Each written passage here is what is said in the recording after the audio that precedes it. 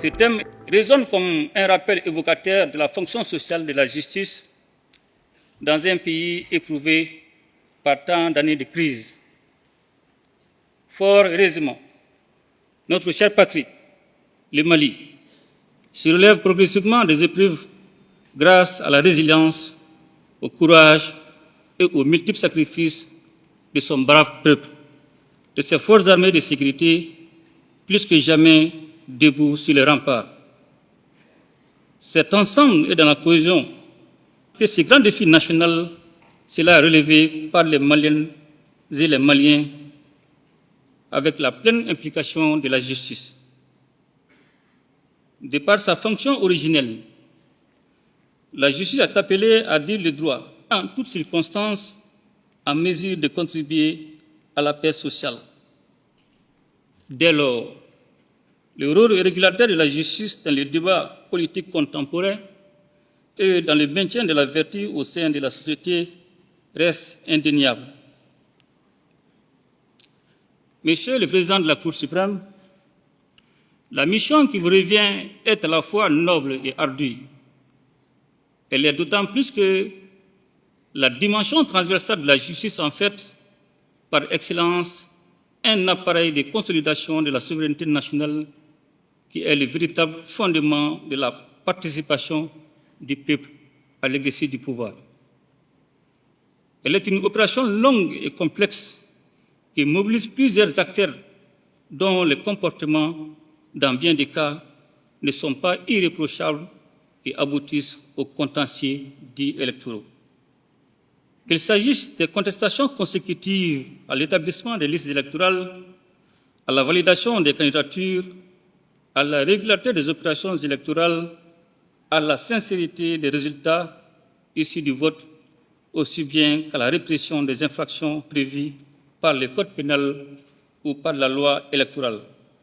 Le juge est appelé à intervenir en fonction de ce domaine de compétence.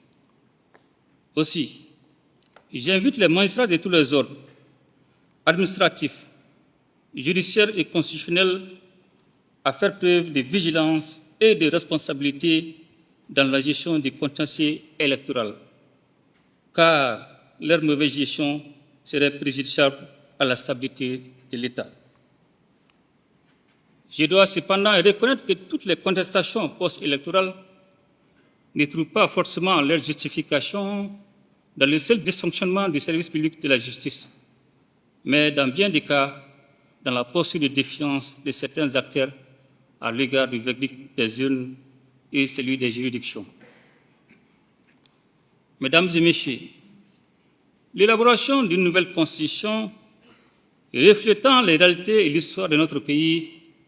inscrite en priorité dans les recommandations des Assises nationales de la refondation, a été concrétisée par le peuple souverain du Mali à l'issue du référendum organisé le 10 juin 2023.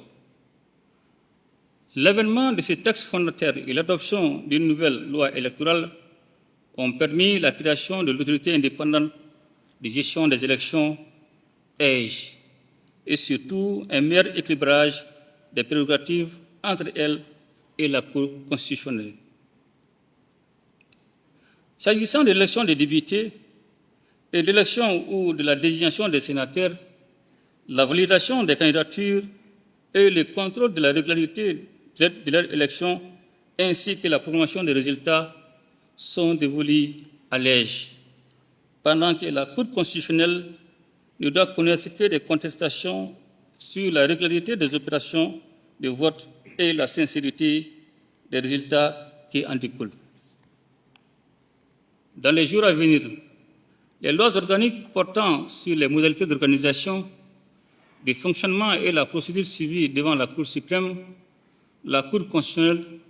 et la nouvelle Cour des comptes seront effectives.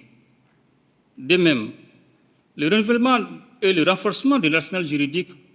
pénal à travers le nouveau code pénal et son pendant de la procédure pénale permettent d'outiller davantage les magistrats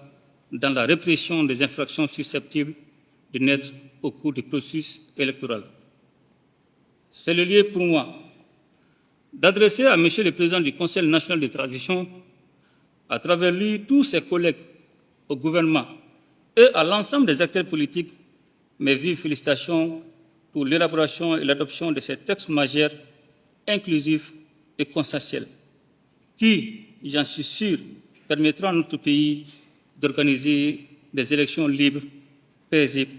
crédibles et transparentes. J'associe à ces félicitations l'ensemble des membres de la famille judiciaire pour le dévouement et l'abnégation qu'ils démontrent dans l'accomplissement de l'œuvre de justice dans l'intérêt du seul peuple au nom duquel la justice est rendue. Je réitère à tous les acteurs de la justice mon soutien ainsi que celui du gouvernement dans la lutte contre le terrorisme,